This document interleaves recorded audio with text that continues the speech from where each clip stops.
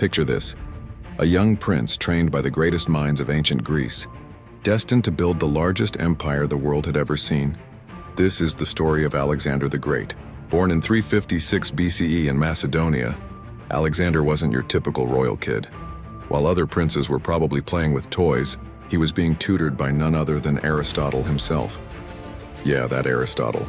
Philosophy, science, and military strategy were his childhood companions. But life had other plans. At just 20 years old, Alexander's world turned upside down when his father, King Philip II, was assassinated. Most 20-year-olds today are figuring out their college major.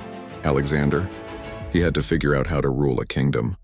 And boy, did he hit the ground running.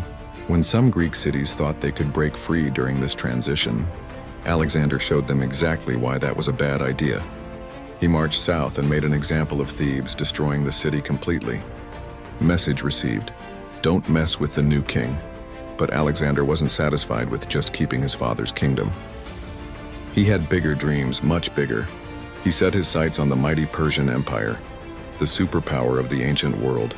It would be like a small country today deciding to take on the United States. Crazy, right? Wrong. Alexander proved to be a military genius. At the Battle of Granicus, his first major showdown with the Persians, he led from the front, crossing a river under heavy fire. At Issus, he outmaneuvered a much larger Persian army, sending their king Darius III running for his life. Egypt welcomed him as a liberator, and he founded a city there, Alexandria. Yes, that Alexandria. But he wasn't done. He pushed deeper into Asia, winning battle after battle until he reached India.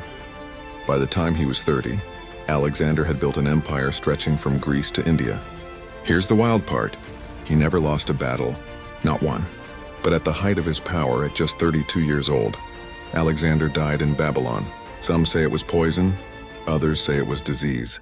What we do know is that his empire didn't survive him, but his legend definitely did. So next time someone calls you great, remember, the original great conquered most of the known world before his 33rd birthday. Now that's setting the bar high.